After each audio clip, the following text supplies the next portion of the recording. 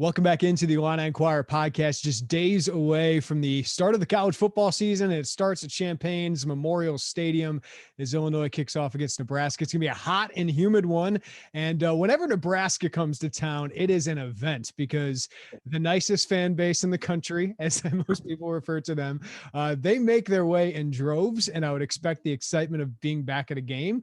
They will be selling a couple thousand tickets here in Champaign, but the media presence of Nebraska is intense. And one of those media members, Husker 247's Mike Schaefer, is joining us. And Mike, I got to say that the per capita sports radio shows in Nebraska, Lincoln is really impressive because I've been hit up by so many of you, but it's amazing that this capital city that has 320,000 people in it. Gosh, they can't get enough of their Nebraska football.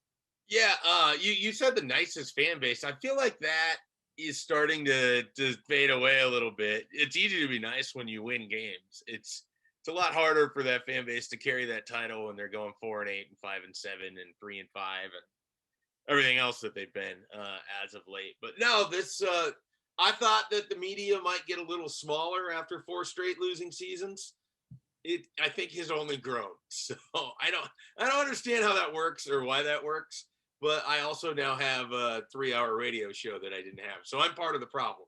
So I don't make it any better. And we're thankful that we can call people like you and have you on to talk to us about Illinois, Nebraska coming up from your end of things as well. But I don't know about you, Jeremy, but the excitement to just get the season underway, really high. And a lot of people are looking at this Nebraska-Illinois game for Nebraska as a must win.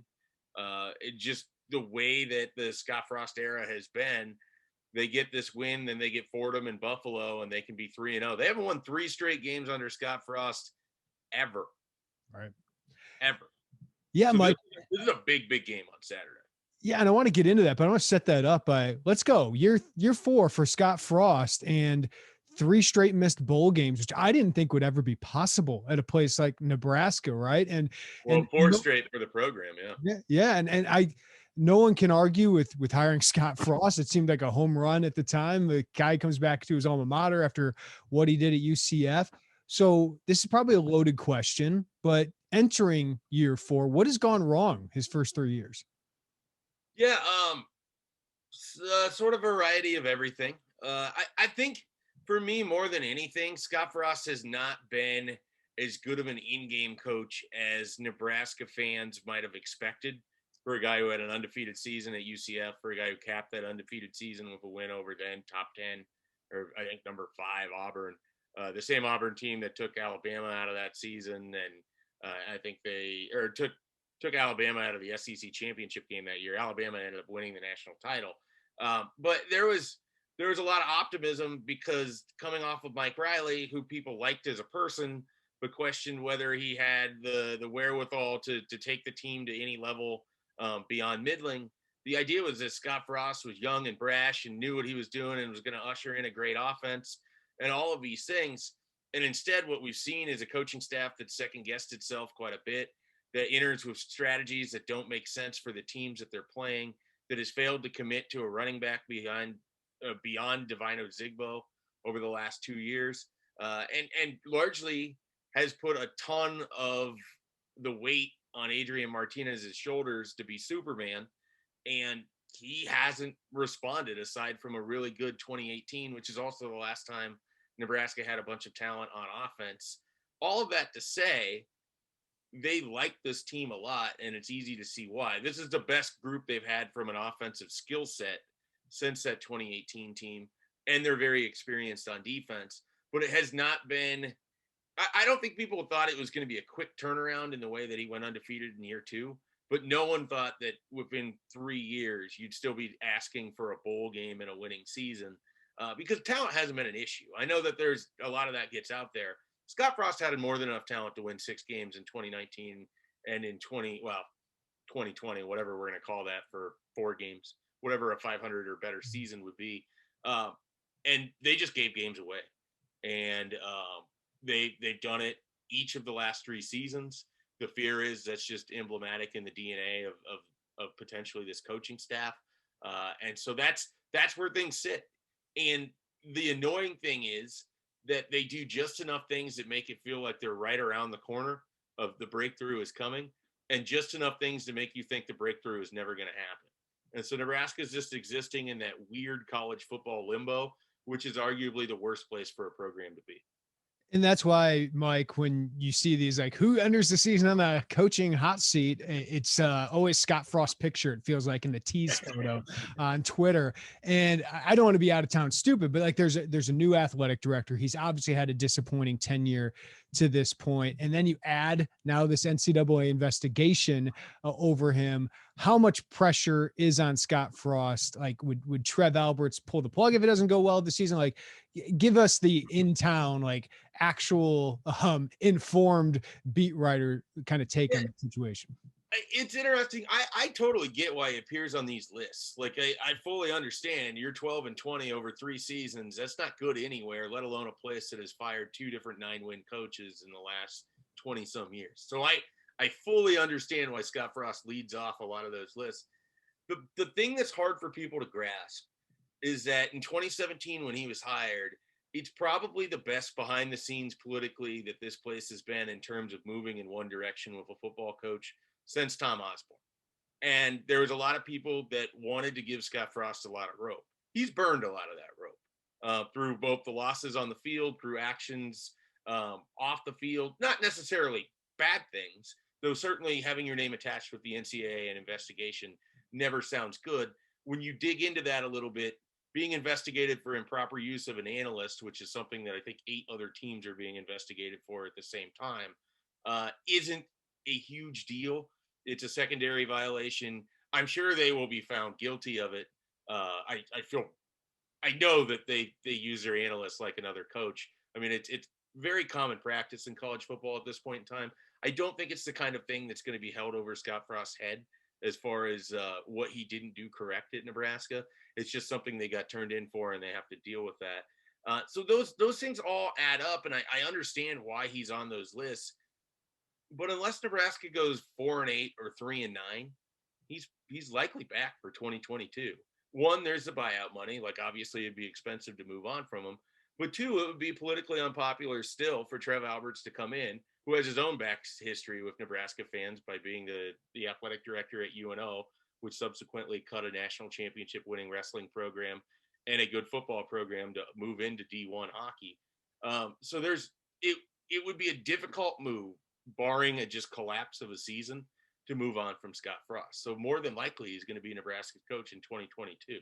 These articles generally fail to dive into that.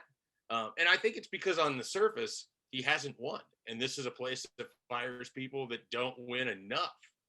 And so it's hard to understand, but I expect him back for 2022. I think Nebraska is going to be right in that 5-7 to 7-5 range. You know, the ball bounces a couple different ways. They could either end up having their 4th losing season under them or their first winning season, but I don't look for them to be competitive for the division. I don't look for them to be 2019 Minnesota, but it's a team that's in a really unique spot, and a program that's in a really unique spot. And barring just a collapse, I think Frost is here for at least another year.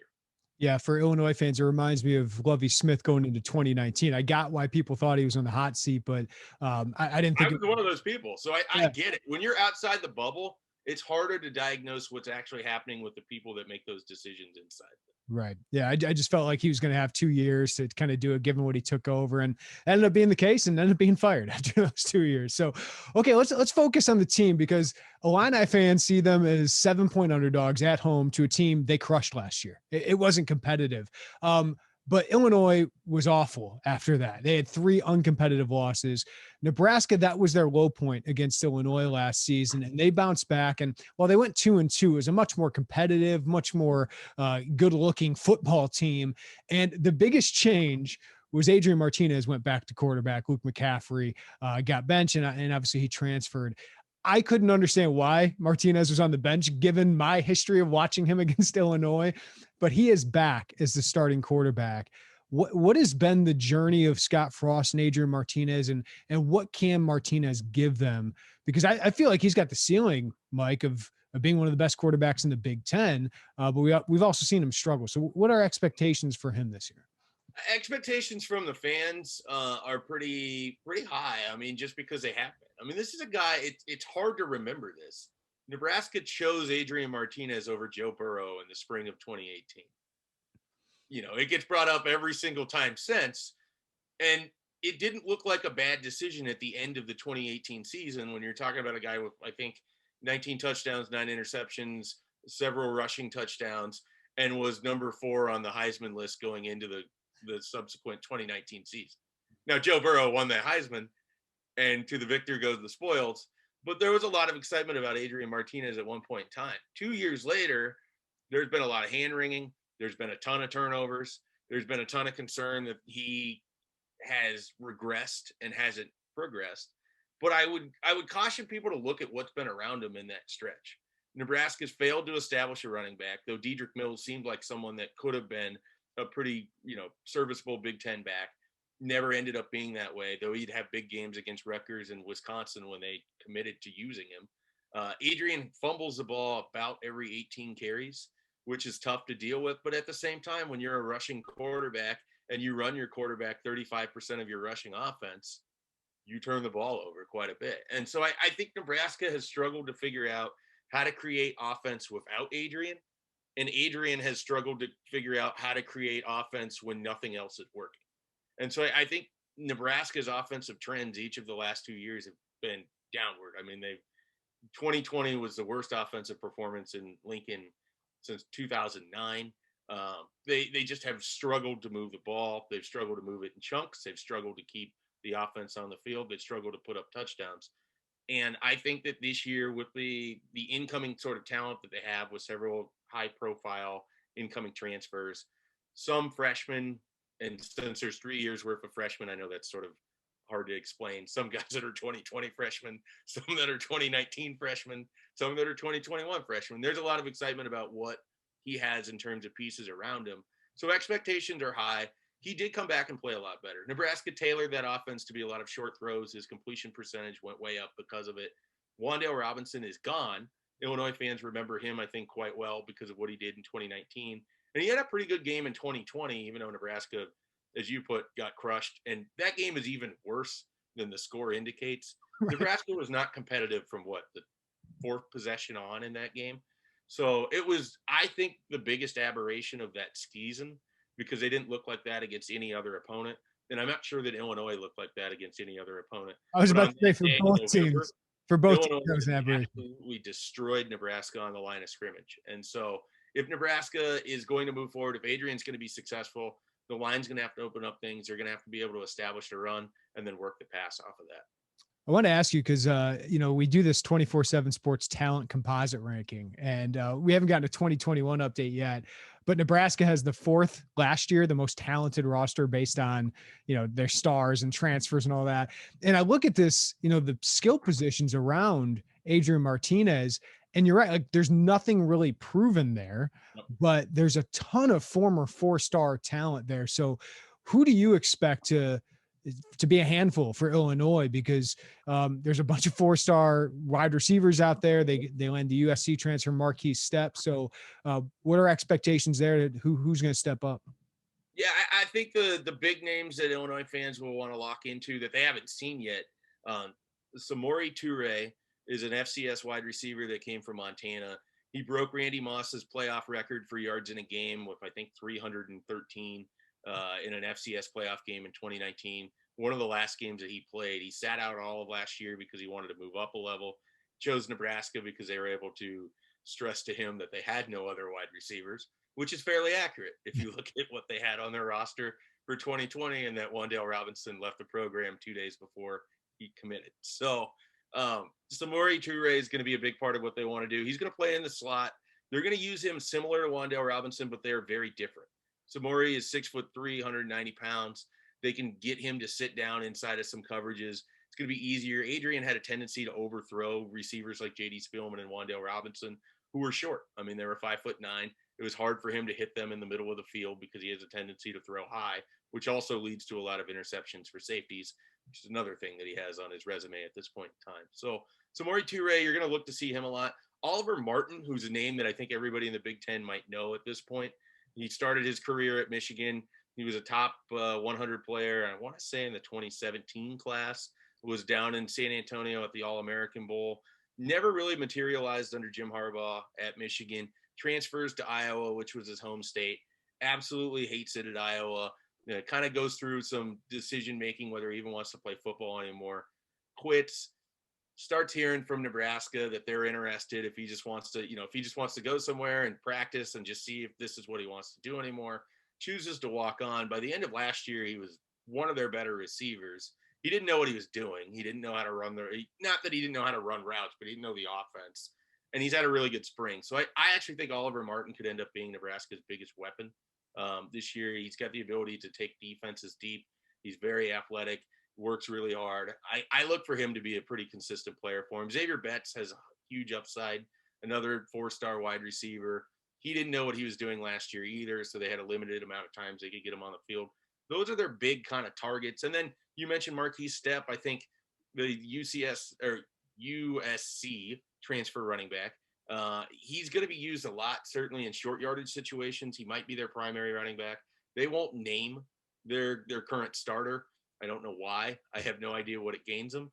They're not doing it. So we'll see what it is on Saturday. It could be Marquise Stepp. It could be Savion Morrison, who holds the record in Oklahoma for most yardage by a prep running back.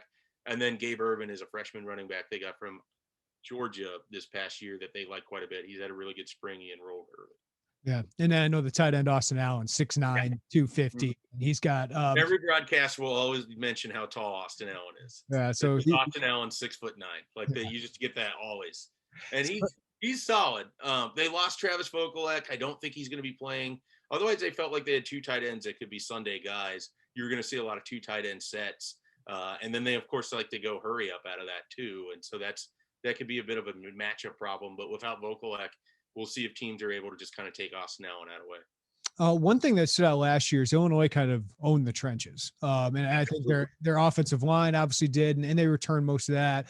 But also Nebraska couldn't get as much going on the ground, probably because Luke McCaffrey couldn't throw the ball very effectively. But how would you evaluate Nebraska in the trenches on both sides of the ball?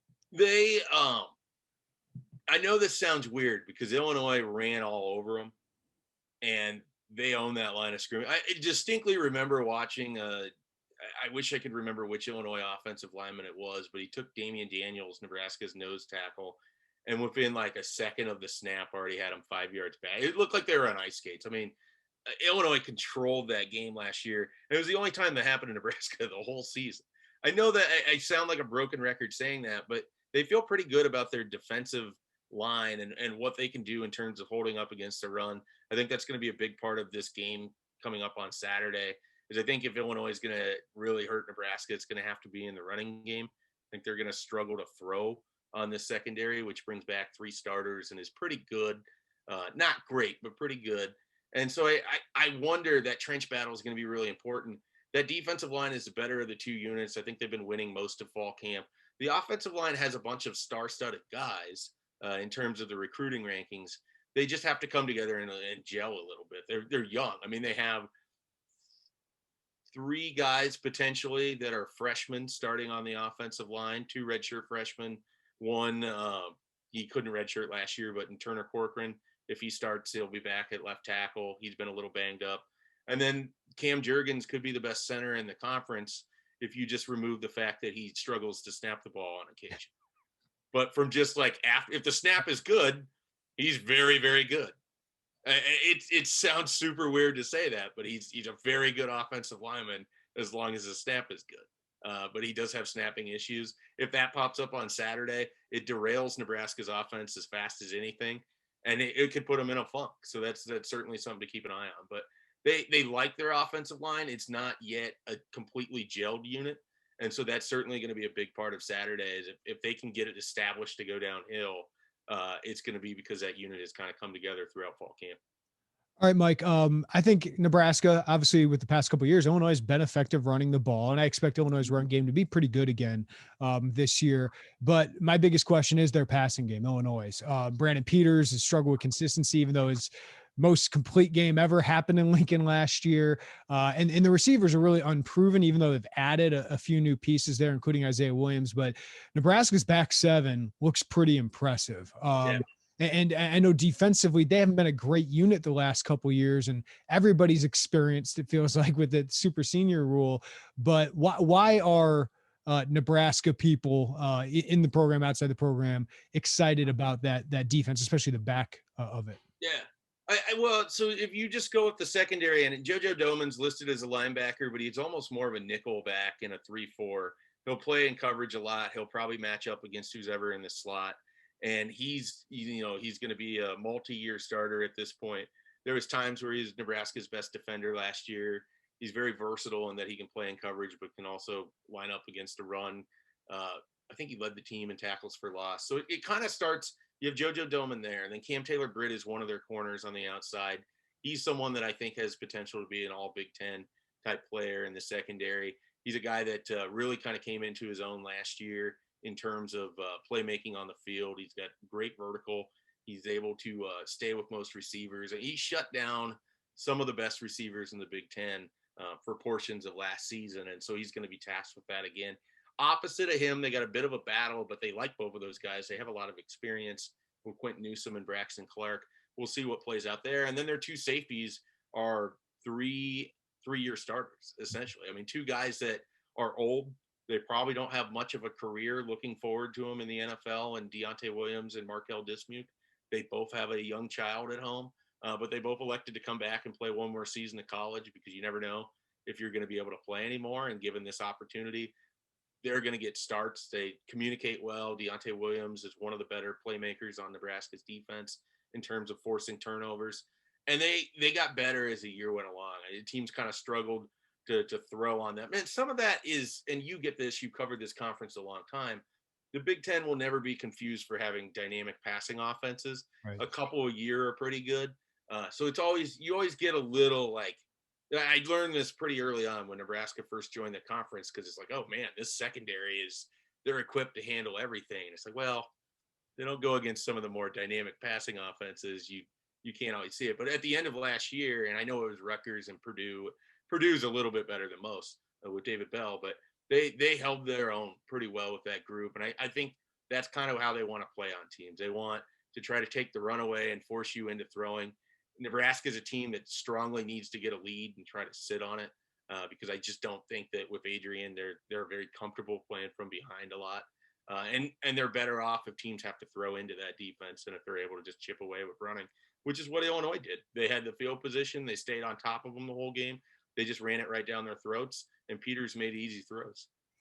So, Mike, you mentioned it kind of early in this podcast. I mean, this is a great opportunity for Illinois, right? Like all these guys coming back, like Brett Bielema could have had the worst roster in the Big Ten, but because of the super senior rule, the extra eligibility, he's got a roster that should be competitive at the very least. And this is a winnable game against a team that might have a little bit more talent, but Illinois has competed with the last couple of years, beat them last year, the year before, had a 2-touchdown lead in the second half. So for Illinois, it feels like, hey, we can really kind of maybe expedite some excitement about this program.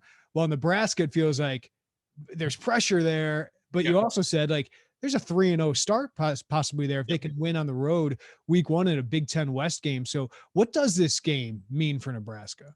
I think it's huge. I mean, it always kind of felt relatively important, but as the offseason has sort of played out, it's kind of become a larger thing. And a lot of Nebraska players have talked about like looking at that film from the Illinois game and wondering if they were actually the team on the other side of the field, because they just don't see like that was how they played most of last year. And I think they have, if this game was played in its normal spot, like early in non-con or, dumped late in November, Nebraska might be caught a little off guard, but this is probably as ready as they're going to be for Illinois. I think that they have a good attitude going out to this. Now they've had, Scott Frost courts distractions like nobody's business, and so they've had a fair amount of things pop up here, but none of it really affects the team. A lot of it is just him, and maybe that's the way that it just works, is that he's just going to make himself a big enough target to swallow all of it. But the team is pretty loose. I think they feel good about what they have, and they're, as you're going to say every week in Big Ten play, and as I'm going to say every week in Big Ten play, they're an experienced team. They're not worried about they're going to break in a few new guys, but for the most part, people have been through this rodeo, it just comes down to, does this coaching staff have the ability to outcoach Brett Bielema and the Illinois coaching staff, or at least get a draw? I mean, because Nebraska, I think, has more talent. And Nebraska, certainly Adrian Martinez has the potential to be the best player on the field. But they've often stuck themselves with bad game plans or poor in-game decisions from players or coaches. And then they build these holes. And as they did in 2019, where they shouldn't have won that game in Champaign, they were able to climb out of it. But you can't do that all the time. And it'll be interesting if they're able to play from out front, they could win this thing comfortably. But the Nebraska that I know and have covered for the last 3 years, this is going to be a close and late game. We're going to be sitting there in the fourth quarter. It's going to be within one score, and whoever sort of has the ball last is likely going to be favored to pull this thing off. Yeah, I was going to ask you, Mike. You kind of said it, like everyone likes to do that. Hey, start early, like have a good start. But is there anything else that you think Nebraska has to do to win this game? I really do think they have to establish the run on offense. I just don't think that they're going to be a successful passing team if they just try to go out. And this is what they did last year. I mean, they played Illinois, their very first possession, tried to throw a pass to Wandale Robinson into the flats. It got thrown behind him. It was a fumble, recovered by Illinois, touchdown, boom, they're trailing. Luke McCaffrey goes 3 and out, punt, their ball ends up on Nebraska's side of the field. Illinois score. It's over. I mean, they just, so the start really matters. But for me, more than anything, and part of it is I get so tired of hearing a coaching staff talk about how they're going to go downhill on someone and then show up and throw it 35 times on Saturday. Are they actually going to try to play that way against Illinois? Because I think that's where they can be most successful. If you're able to establish a run and then can work play action off of it, it opens up some other guys and their passing offense. So the biggest thing for me is they have to be able to run the ball successfully and keep their own defense on the sidelines a little bit. Their offense has a tendency to get into these funks where they're on the field for about 45 seconds. And then the defense has to go back out there, and it's usually in bad field position. So I think those are the big things. I mean, and it's not something they've done often in the last 4 years, but if Nebraska wins a turnover battle, that would be huge for them too. Mike Schaefer, before I let you go, what is a 5.5 minute weekly press conference like? I didn't even think Lovey had. I wasn't even there. I had left because my general duties, I'm just out in the hallway where it's much more jovial and less curt, if you will. I had gotten in my car and drove home and turned on and was listening to it because I had another media obligation, and it was over at that point in time. So, I've been part of some fast press conferences, but that one I think would certainly be up there. And if Nebraska loses on Saturday, you might be looking at a 3-minute post game. So, and if Nebraska loses on Saturday, then you're probably talking about the realistic scenario in which the Scott Frost exit could happen, because where that goes from there, if you lose to Illinois, and it's not just because it's Illinois, it's because the 2 games after it are Fordham and Buffalo, and Nebraska's sellout streak is sort of the last thing that it has left standing, even as hollow as it is, with as many people buying up tickets to make it seem like a sellout. If you have a half-empty stadium against Fordham and Buffalo in back-to-back weeks, and then you go get waxed by Oklahoma and you're 2-2, not going to be a lot of excitement in Lincoln. So that's it. It really does make this feel like a must-win for Nebraska right out of the gate. But I think this team is better equipped than recent years to handle it. I don't know about the coaching staff. That's the giant question mark for me at this point, which I don't think bodes well for Nebraska's future under Frost. If 4 years in, that's still the biggest question you have going into a season. But there's always room for growth, and we'll see if that's what happens in 2021. Well, Mike, I'm pumped to see you guys in person. You guys at Husker 207 do such a great job. We won't have chili and cinnamon rolls. That's not our thing here in Illinois. You guys own that in Nebraska. Yeah, well, Nebraska also has recently owned a lot of 11 a.m. kicks, so a lot of visiting media has experienced the chili and cinnamon rolls. Normally, it's like once a year. Lately, it's been about 4 or 5 times. So yeah, I don't know. Are you Nebraska native? Like, can you explain that to us? Like, what is the? I don't know what it exactly stems from. I just know that it's like a thing that's here. It was honestly, and I am a Nebraska native, it was like a school lunch when I was a kid in elementary school. Like it's mid-January and you go through the line and there's some chili, and you get at the end of the line, they slap 2 cinnamon rolls on your tray, and that's just what it is. It's the sweet and salty, hearty combination, I guess. It's weird, but it's pretty good. I'm not gonna lie. I mean, I like both those things. I just never thought of having them to combine. Yeah, I wouldn't have thought. It's a Nebraska thing. It's perfectly Nebraska. We're very weird people, Jeremy. Very weird people. Salt of the earth, man. Mike Schaefer, 247 Huskers, Husker 247. Check them out in the lead up to this game. Mike, can't thank you enough, and I'll see you on Saturday, man. Okay. Well, hey, we'll talk before then because you have more media obligations in Lincoln. We were not letting you go anywhere. All 19 radio shows in a market in 107. No, it's awesome. Thanks, Mike. All right, man. Take care.